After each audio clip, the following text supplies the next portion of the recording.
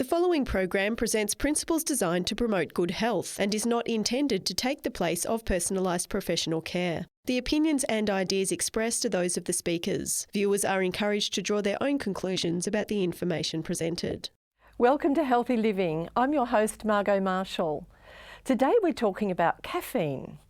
Does it really help with alertness? You might be surprised. Are there major problems associated with its consumption? And are there therapies to deal with withdrawal? Stay tuned for the answers.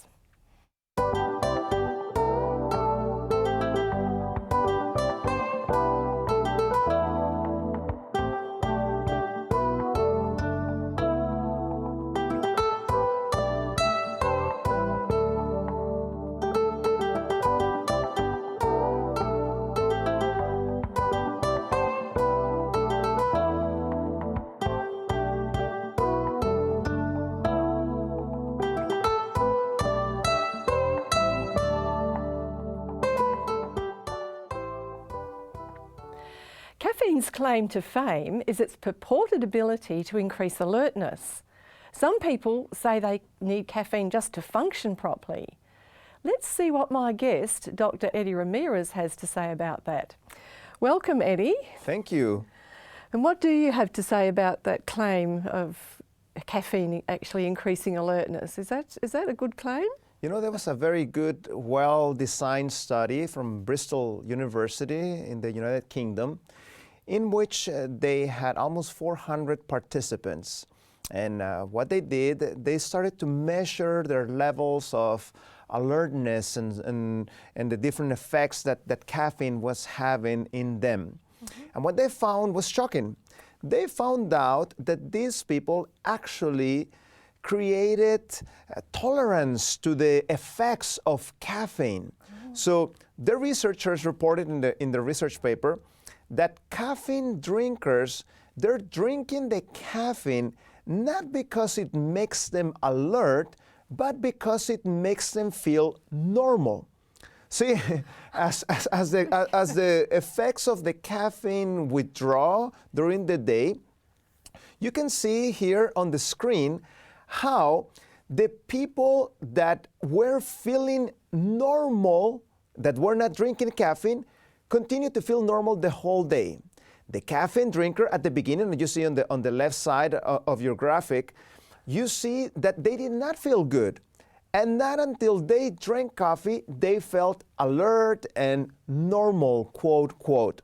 So this study teaches that you don't need to drink caffeine to feel alert. And it's another interesting point. The researchers in the publication reported that the withdrawal symptoms of caffeine were similar to having chemotherapy in your body. That sounds terrible. So the reason why you are drinking coffee and you think, well, I need it for the morning, you know unconsciously that if you don't drink that coffee, you're going to have those severe side effects inside of you. That's why you drink coffee, and not because it makes you alert. It just makes you feel normal. Well, if you didn't drink it, you would be normal all the time. So what you're saying is normal people are normal all the time. That's right. Coffee drinkers are only at that level of alertness when they drink the coffee, exactly. And then they below it. But if they didn't drink it, they would feel at that high level all day. I don't know if that's going to be good news for a lot of people, because I think it's fairly addictive as well, isn't it? Yes, and you know, in the world I move on, in the medical world, you go to the hospital and you will see many doctors with their cup of coffee. Mm. I don't drink coffee. Oh. And you know, I remember years ago when I was in medical school, I was in this inhumane duties of 36 hours continuously in the hospital. And I can tell you, I would do those 36 hours without a single drop of coffee. I did not need that because I knew the side effects of it. And you know, as I tell my patients, I don't want to be a hypocrite. if I'm telling you something, it's because I'm putting that in my life. Where would the conviction comes from if I was not doing that? When I tell my patient, you do exercise, it's because I do exercise. And look, I was very impressed this morning, very early. There you were out in the weather and doing your running. So that was very good. You are a very good example of what you tell us to do. Yeah.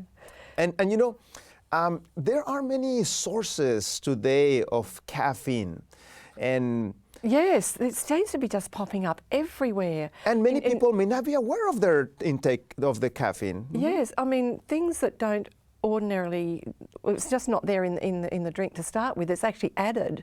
Is that to make it an addictive drink? Absolutely. Caffeine is one of the most addictive things that you can find. You can see on screen some of the common sources, such as coffee, tea, soft drinks, chocolate, and even some pain relievers may have some caffeine. Oh, right. So soft drinks didn't always, some of them did, but some soft drinks didn't always have caffeine, did they? Or not as much? That's right. And it's just been an added. And it also depends. Some people think, well, only the black ones have caffeine. Not necessarily. No. There are some clear ones that have caffeine. So I encourage my patients, go ahead and read labels. When you read the label, then you will see if it has caffeine. Another very common source are the famous energy drinks that they call them. See, I have seen even people going to the ER from drinking these types of drinks. Yeah, they have so much caffeine. ER is the emergency. The emergency department. Yes, yes. So of the hospital. Of the hospital. So these things are not only bad for the mind, but actually can be dangerous, literally. What else? What other bad effects are there from drinking? There was a very interesting study done by Loma Linda University a few years ago. What they did, they had a spider, and this poor spider received a dose-adjusted level of what you would drink of 2 cups of coffee. That amount of coffee, of course, adjusted to the weight of the spider. And you know, they put this spider to do its normal web. It couldn't do it. It just made a mess on that web. It took 96 hours for the caffeine to go out of the system, and then the spider was able to make its proper web. Now, you may be saying, well, but I'm not a spider. Yes, I know you're not a spider, but in the same way that you have a nervous system, spiders have nervous system. And the way that caffeine interferes with your nervous system, it also interferes with the nervous system of the spider. And that, I'm just trying to do the mental arithmetic, that must be around about 4 days, it was, is that right? That's right. For it to be able to function normally in its mind. That's not something that I think any of us want to see happen. Yes. We want to be able to function well and yeah. And you know, we have something that would be equivalent to the brakes. When you are talking to somebody and you shouldn't be saying something, there's some brakes in your brain that says, wait, don't say that. Well, there's research actually that shows that if you have caffeine on board, you have higher risk of gossiping. I don't know if you guys have that problem here in Australia of gossiping. Oh, no. You're actually at higher risk of gossiping, of saying something you should not say, or you're not part of that solution. Wow, that's so how does that work? I mean, how does it do this? The reason why that happens is because the brakes in your head, when you are under the effects of caffeine, you are removing the brakes. Let me ask you, would you get like the brakes in a car. Would you get on the car without brakes? Yeah, okay. Many people, that's the first thing they do as they wake up. They take away their brakes. You wouldn't drive a car without brakes. No. There are many people that remove the brakes from their head first thing. And something that is confusing to many people is that there's research that may show certain benefits from caffeine. Okay. And you need to be careful. Sometimes certain research, I do lots of research, and sometimes certain research has an agenda. And whenever I read a scientific paper, I always like to see who is sponsoring this. Yes. And you will see that many of these good news about caffeine type of studies are sponsored by the industries that have links to coffee or soft drinks or so forth industries. So people like to hear good news about their bad habits. That's the reason why something comes up, man, you're gonna read it in the newspaper, on the internet, you're gonna see it on the television. Yet I've seen, because I read a lot of research, that sometimes another paper came at the same time talking about the negative effects of caffeine and so forth. You don't hear absolutely anything about it. That's really bad, isn't it? Really, really bad. I remember going back some years, I was in the country in Western Australia, living there, and I went to Sydney for a conference, and I thought, oh, on the way back I'll get a mammogram. So I booked in at short notice, and when I was preparing to do that, they said, oh, you're not supposed to have had coffee for 48 hours before having the mammogram. And I said, oh, not a problem. I haven't had any for 48 years because I was 48 at the time. But I was puzzled about that. And so when it was all over, I said, look, I'm just curious. What's the connection between drinking coffee and having a mammogram? And they said, oh, well, a lot of women experience breast pain routinely. That's right. And when they pull that clamp down, that could make it a lot worse. And so I was just intrigued about that. But what they said was that a lot of women, when they go off, caffeine or coffee, whatever it is they're using, for the 48 hours, the breast pain that they've been having for years isn't there anymore. My own wife, she used to drink a lot of soda pop. And the black type and with cola, and she had this tremendous pain in her breast, and not only that, little cysts started to come about. She goes to the doctor identifies some of those cysts, and she asks her about her habits. This is before we got married, and she says the amount of soda that she was drinking, more than 12 cans per week. Okay. The doctor says, you have to stop drinking that soda. She stopped, pain went away. That's who wants to live with pain? I mean, that's a good thing to know.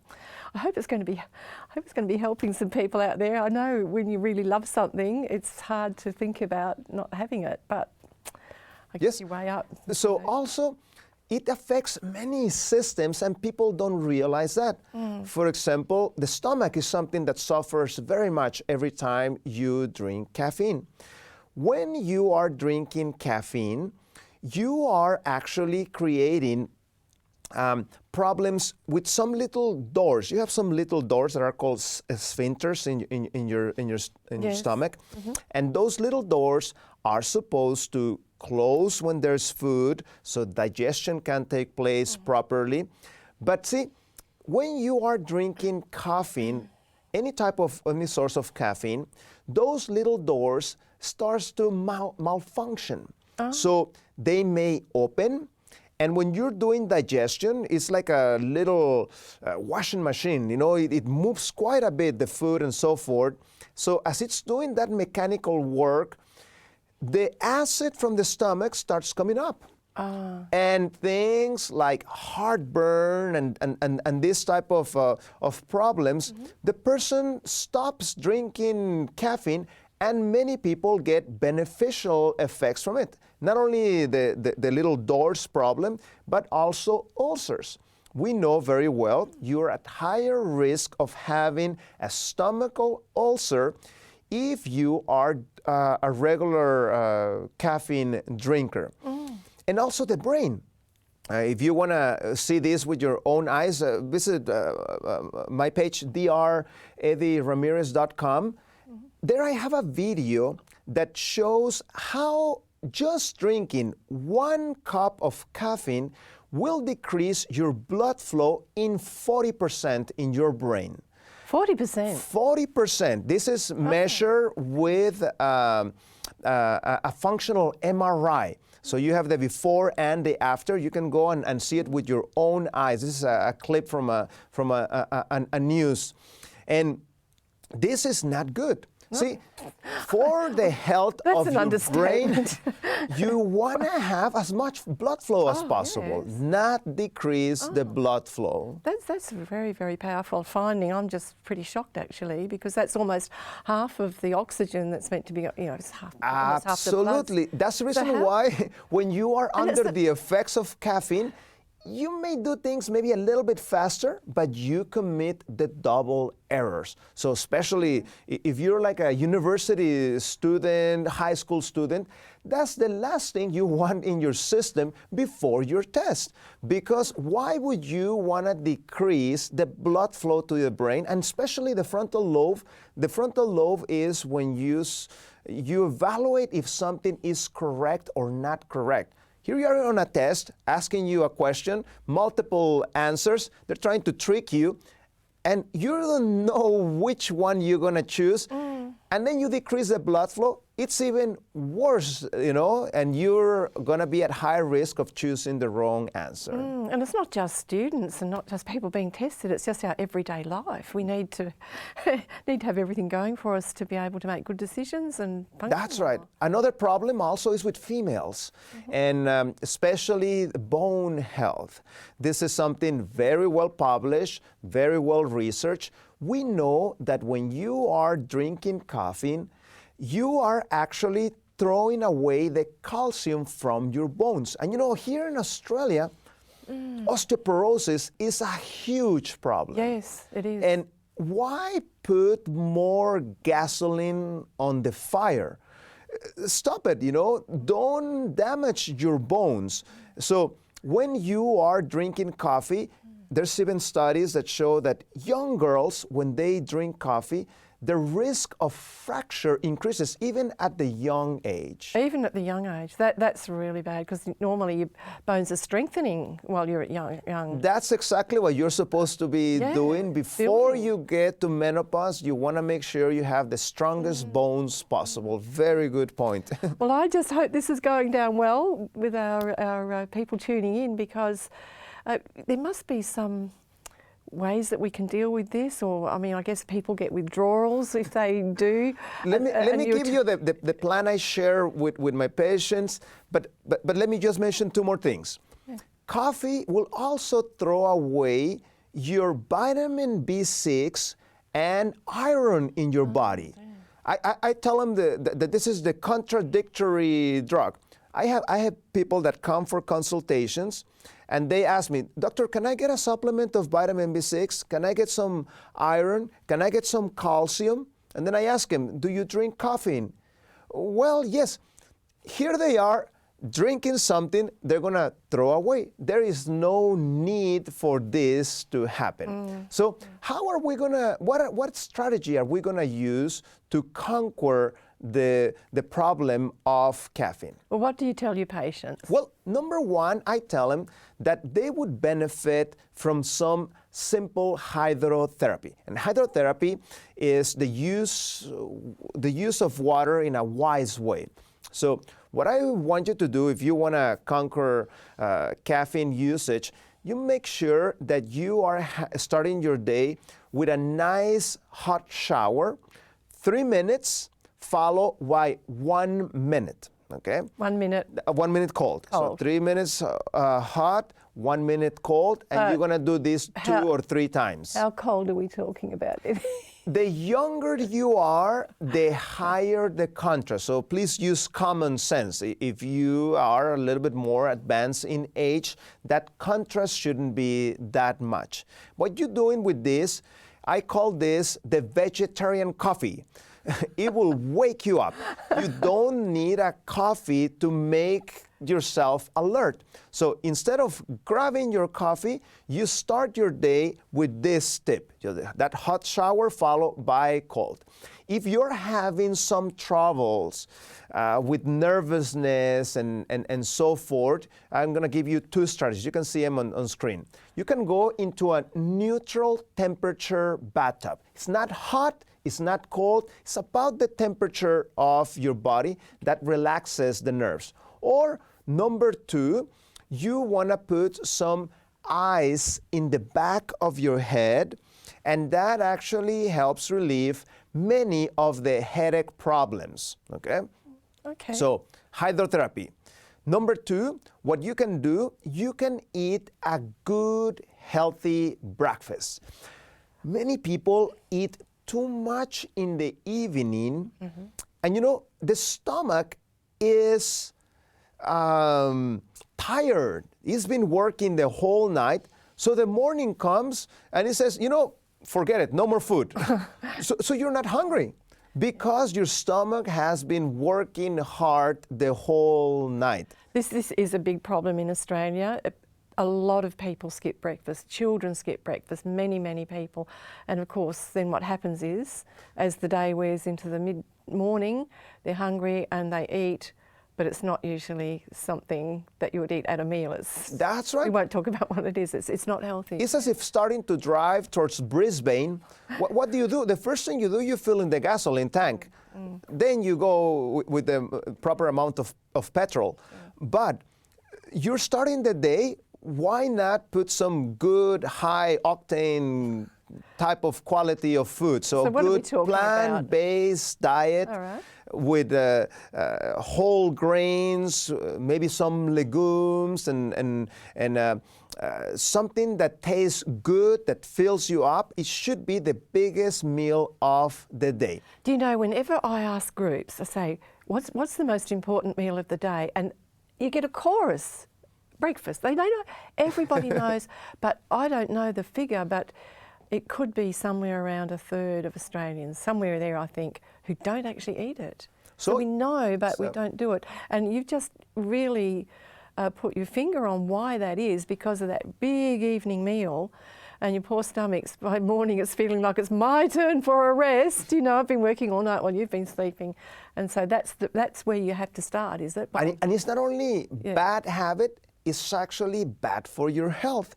You actually can end up with something like reflux in your stomach every night, because as you lay down with the stomach full, when you lay down, you push that upper door that I was mentioning, the acid comes up, it burns there, and you can actually get yourself a cancer in the esophagus if you burn night after night after night that. So what you need to do, 3 hours before going to bed should be your last meal. Another point, avoid tobacco. You can even see it in their name. Caffeine, nicotine, they are actually close cousins, those two substances, and one calls for the other one.